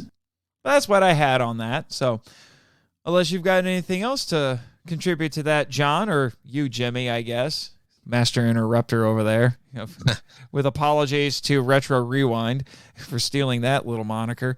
But that's all I got on the atomic test site. All righty. Well, let's start wrapping things up.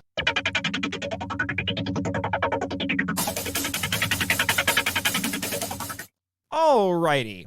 And to kick off our closing segment here, I want to bring up a little bit of listener feedback. In fact, I'm really glad I made this selection, John, because our mutual friend Neil Reby, a former co-host on the podcast, sent us some YouTube comments because I guess he's one of those old fuddy-duddies that doesn't understand how podcatchers work, so he listens to the show on YouTube because I guess he understands YouTube.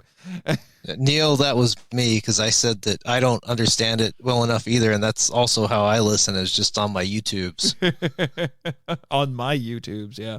But he left a comment on a couple of episodes. We'll start with this one because it's from the earlier episode. He left one on episode 22, which was the Metters versus Daimajin. He said, the armor the Daimajin statue wore was from the Kofun period. I hope I said that right. You'll have to let me know, Kyoei Toshi, if I said that wrong, which spanned from 300 to 530 AD. From the perspective of the characters, the Daimajin statue was about 1,000 years old. Well, thank you very much for clarifying that. I think Kyoei Toshi also sent me some feedback telling me that. It was good to know, because a lot of people mislabel Daimajin as a samurai. Technically, he predates the samurai. Neil knows that because he's researching a novel he's writing that's going to have like a yokai character in it from like a certain period, so we'll have to be on the lookout for that. Ooh, yeah, definitely. And then he also left a comment on one of our more recent episodes, 57, on Rodan, which had Kaiju Kim in it.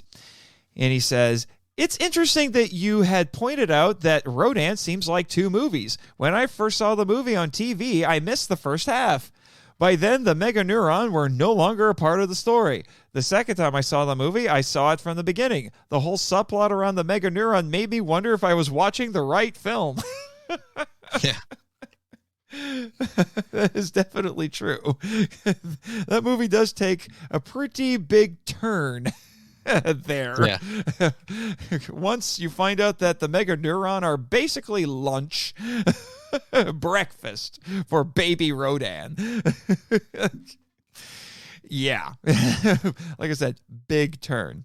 Was it like that for you, John, or have you had an experience like that too? No, because I always saw it from the beginning right away. So but it might have been a little bit that way, though, where I'd be like, well, where's the big, giant dinosaur? Mm-hmm. No, but did you ever have that happen to you in watching another movie? Oh, a different movie?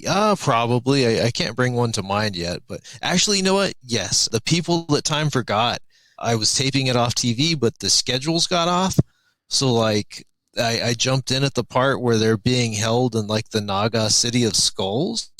And I'm like, what is this? This isn't like Land That Time Forgot. There's no dinosaurs. There's all these people in samurai costumes. And I was like so confused. So that's my only example. Yeah. Mm-hmm. I've told this story before, but I had a bit of a similar experience because my first ever Godzilla film was Terror of Mechagodzilla, but I caught the second half of it. And for a while there, I was a little bit obsessed with finding that one because it was my first one. Well, and then I found Godzilla versus Mechagodzilla, thinking it was that movie, started watching it, and I don't remember how long it took me, but I think it took me at least 30, 45 minutes before I realized this is a different movie. Yeah. So, like, well, now I'm excited that I found a new Godzilla movie I didn't know before, but I'm also disappointed I didn't find the one I saw on TV. Yeah. It took a little longer to find that one, unfortunately. But it was interesting seeing the first half finally to get the complete story. All right, and now it is time for one of my favorite segments of the show, the Patreon shoutouts. Go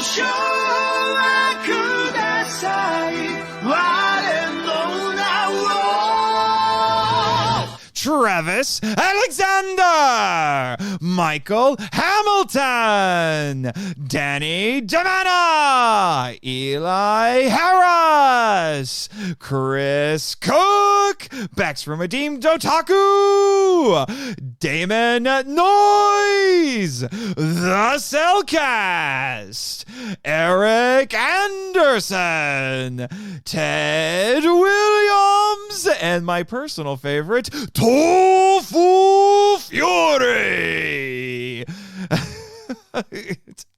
I'm telling you, John, that is the actual username of one of my patrons. And it sounds like a Jackie Chan movie about cooking to me. Yeah. Yeah. And it's just so much fun to say. Tofu Fury. I want that to be a real movie. I'm just saying. I'm just saying, Hong Kong filmmakers, too. I want that to be a real movie if it isn't already. Make it happen. Demand it. I'll make an excuse to cover it on the show. I don't care. Or you could just randomly throw a kaiju in it. I don't care. Throw in Super Inframan or something ridiculous. I don't care. Super Inframan in Tofu Fury. Yeah. That would be great. It would be great. There's supposed to be a sequel to Inframan, no joke, called In for a Woman, and they just didn't get around to it. No wonder. I mean, they were setting it up. That means they really were setting it up. I just saw that movie again for Henshin Men recently, and they were setting it up because they talked about, why isn't there an In for a Woman? Where's In for a Woman? That would have been great. Yeah, they wanted to cast like an American female Olympian athlete. They didn't say who, but that was as far as it got, and that was it. That was unfortunate. But Kaiju lovers, if you would like to get shoutouts and other great perks like this starting at just $3 a month, join MIFV Max on Patreon. And while you're at it, check out our official merch on TeePublic. And links to all of these things will be in the description of this episode. So always, always, always, always check the show notes. All right. And now, John, I need to let everybody know what the next couple of episodes are going to be here on the Monster Island Film Vault. So we will be having, speaking of MIFV Max and Patreon, we'll be having our first MIFV Max Patreon-sponsored episode next time with my co-host on the Power Trip podcast, a journey through the Power Rangers franchise, Michael Hamilton, who is also one of the hosts on Kaiju Weekly. He is a massive, massive, massive Power Ranger fan, so he wanted to cover the epic 5-part episode Green with Evil from Mighty Morphin Power Rangers. So that's going to be kind of interesting. We've done a little bit of TV talk before here on the Film Vault, but this is a 5-parter, so it's basically a movie. So this should be interesting. Did you grow up watching Power Rangers, John? Oh, I love Power Rangers. Only like the first season when he was still green, then like the second season when he became the White Ranger, I got older and I lost interest. But for a while there, I was pretty whipped over the Power Rangers. Oh, well, you should at least give the first couple episodes of the Power Trip a listen. You might find that interesting. We go some places with that show that not a lot of. I don't think any other Power Rangers show really does. I'm really proud of what we've done on there so far. And then, I don't normally advertise these things, but it's kind of a big deal, so I'm going to mention it anyway. Since there is a 5th Wednesday in March, you are getting a 5th Wednesday bonus episode. Because normally we publish episodes after they air here on the island on the 2nd and 4th Wednesdays of the month. But there's a 5th Wednesday. So you're going to get a bonus episode with the Cellcast. And in fact, I was actually just on their show recently talking about the kaiju wrestling movie Rumble. And I wasn't going to do this, but my new boss here on the island insisted that I do it. We're going to be covering a trio of episodes from Godzilla the series, specifically ones that apparently my new boss has christened the Cameron Winter Trilogy because, well, he has a controlling share in Monster Island, so he wants us to talk about his episodes. Did you watch that show too, John? Oh, yeah, absolutely. Mm-hmm. And then Ameri-kaiju continues next month with another 1950s Americans monster movie classic, 1958's The Blob. I'm actually a big fan of this one. This one's actually in the Criterion Collection, which I find really fascinating. And that is and it's based on a true story. Oh, no. I told Nate tonight. It's based on a true story. You heard it from me first. Oh, my gosh. I'll definitely have to look into that for that episode. I'm sure it'll be in the materials that Criterion has assembled. And my friend, the founder of Nerd Chapel, Eric Anderson, will be making his return to the island. It'll be his first time here, and actually in over a year, just over a year. He was my guest for the momentous episode that we did on Godzilla vs. Kong, and we had a little bit of an adventure after we were done with that because, well, we got a little up close and personal with Kong after that. Drunk Kong, specifically. Dipped into some of that berry juice. Probably shouldn't have. He's got problems. She's got a problem, but thankfully, little Gia was around, so she was able to take care of that problem. I think it's just the celebrity lifestyle. You know, a lot of them, Kong was the first famous giant monster, and just, he can't hold his liquor. Yeah, unfortunately. It's very unfortunate. Yeah, we have to keep that stuff away from him because, sometimes unfortunate things happen. Thankfully, he's not much of a violent drunk, which is very good. Last thing we need is for him to get into some drunk fisticuffs with some of the other kaiju. Yeah. Gets a little too much berry juice, and suddenly another rematch with Godzilla starts looking like a good idea. Not good. All right, and no episode of the Film Vault would be complete, John, without some shameless self-promotion. So I'm just going to mention a couple of things really quick here. I've already talked about the Power Trip, but the other spin-off podcast that is part of the Kaiju Ramen Podcasting Network that I need to make sure I mention is Henshin Men, a podcast about the appreciation of Japanese superheroes and their high-flying and high-kicking adventures, which I co-host with Travis Alexander, who has also appeared several times on this very show. And that is a podcast all about Henshin hero, superhero television shows and movies. We do talk about some movies sometimes. We are currently in the middle of talking about the original Kamen Rider 1971, and it is safe for me to say this, and I know the episode will be coming out around the same time as this, but we just recently recorded an episode with the biggest Kamen Rider fan in the world, quite possibly. Yes, even bigger than Travis. Mr. August Ragone. Yes, we snagged August Ragone for Henshin Men. It was a really fun episode full of lots of great information. I can't wait for all of you to hear it. But I'm done talking about myself, John.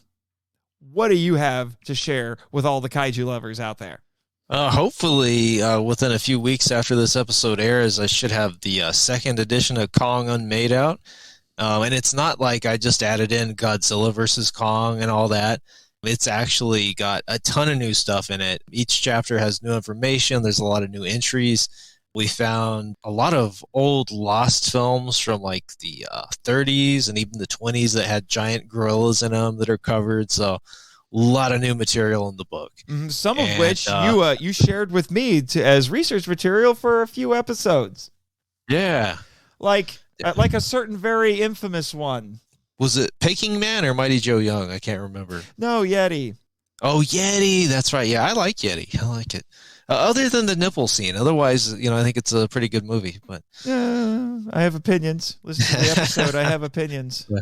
No, and then my only other shameless self-promotion that I think listeners of this would like is I did an issue of Lost Films Fanzine Presents Movie Milestones on the Edgar Rice Burroughs Amicus trilogy of the 70s. He's like Land That Time Forgot, People That Time Forgot, At the Earth's Core, Warlords of Atlantis, which isn't Edgar Rice Burroughs, but it's kind of, it's from EMI, Amicus, and all them. So that's out. It's issue number, 7? Yeah, issue number 7. Again, Lost Films Fanzine Presents Movie Milestones. So lots of pictures, lots of information on unmade sequels to At the Earth's Core and Land That Time Forgot, stuff like that. So check it out.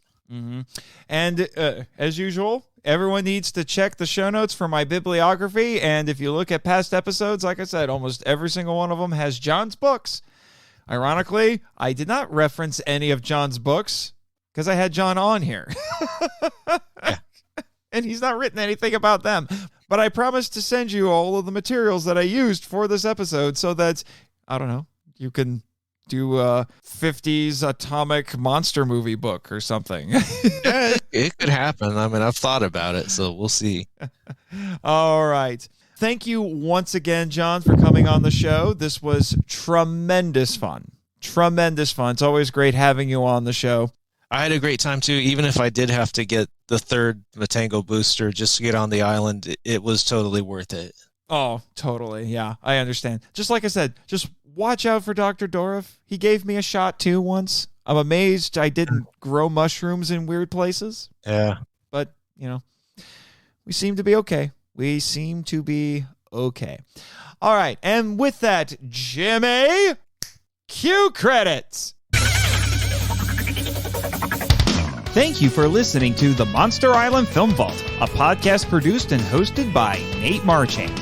If you want to join the discussion and be heard on the show, we'd love to hear from you. So email us at feedback@monsterislandfilmvault.com. Our website is monsterislandfilmvault.com. Follow us on Facebook and Instagram at Monster Island Film Vault, and on Twitter, where our handle is @TheMonsterIsla1. You can subscribe to us on YouTube, Spotify, and TikTok. Follow Jimmy from NASA on Twitter at NASAJimmy and our many other colorful characters using the links in the show notes. The podcast logo was created by Tyler Souls from TylerDrawsComics.com. Our theme song is Wanderer on the Offensive, live edit by B33J, Sarax, Juan Madrono, and Nonsensical Lexus, which is a remix of Counterattack Battle with the Colossus and The Opened Way Battle with the Colossus by Kootani from the video game Shadow of the Colossus. All film and audio clips belong to their respective copyright holders and no infringement is intended or implied. Please rate and review us on Apple Podcasts, Spotify, and or Podchaser to spread the word about the show.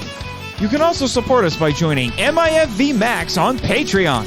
The Monster Island Film Vault is a Moonlighting Ninjas media production. Sayonara!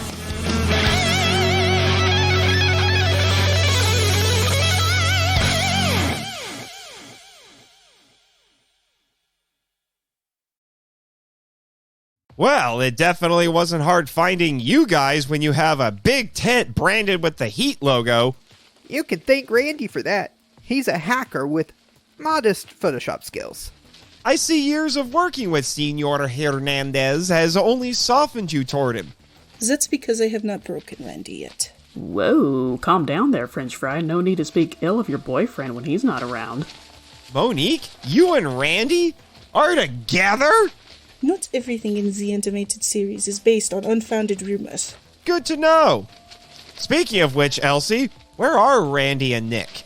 They're in your neck of the woods, Nate. Nick was invited to give a lecture to the biology department at Purdue University, Fort Wayne. Oh, my grad school alma mater. And Randy thankfully tagged along to see their computer science department. Nigel, I can finally have some peace and quiet. I'm glad you and your little yellow robot are happy. How come you didn't go with him, Monique? Someone has to keep HEAT safe when the island's security is manned by imbeciles or by a Roy de Grand. Ooh, hot take, sister. To say the least. Man. What we wanted to show you was this. Wow! The Next Millennium Intelligence Gathering Electronic Liaison app on a tablet. Where do I download it? Greetings. My name is Nigel. Genius, billionaire, playboy, philanthropist. Damn it, Randy. Sounds like Randy's been stashing his digital copies of MCU movies on Nigel's hard drive. You won't be laughing when Randy tampers with your friend Jet like this. Just you wait. That's enough, children. Mendel, maneuver Nigel around to show Nate why the beaches are closed. Give me a second. There. Are those what I think they are? Gigantus Vicinus. Yep.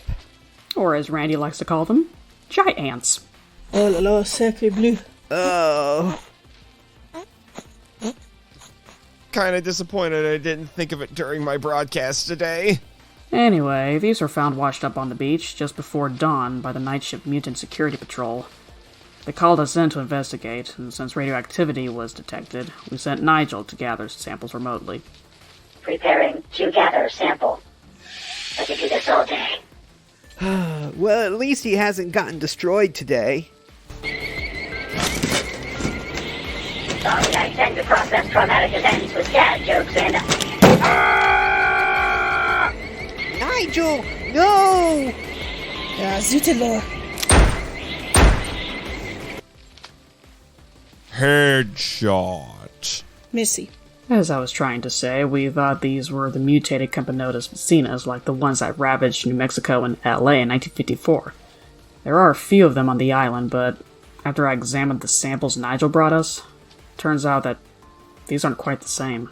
What do you mean? We contacted Ricky Becker, Who's he? the kaiju zookeeper. Anyway, he said all the giants on the island were accounted for. But when we compared the DNA of these insects with what's in the kaiju database, they didn't match. Whoa. The differences are slight, but these giants have been mutated further through genetic manipulation. The changes are too perfect. Well, perfect is a relative term, because these mutations killed them. Whoever did this dumped their failed experiment in the ocean and hoped no one would find them. Who do you think could have done it? We don't know, but... It's winter. Alright, Miss French Roast. None of us like the new boss. But we have no evidence to prove he's behind this. Then I will find some. You might want to wait on the Mission Impossible shenanigans there, Thomasina Cruz. We don't need you damaging Heat's relationship with the island. He makes a good point. We'll just have to keep investigating. Until then, Nate, keep this confidential.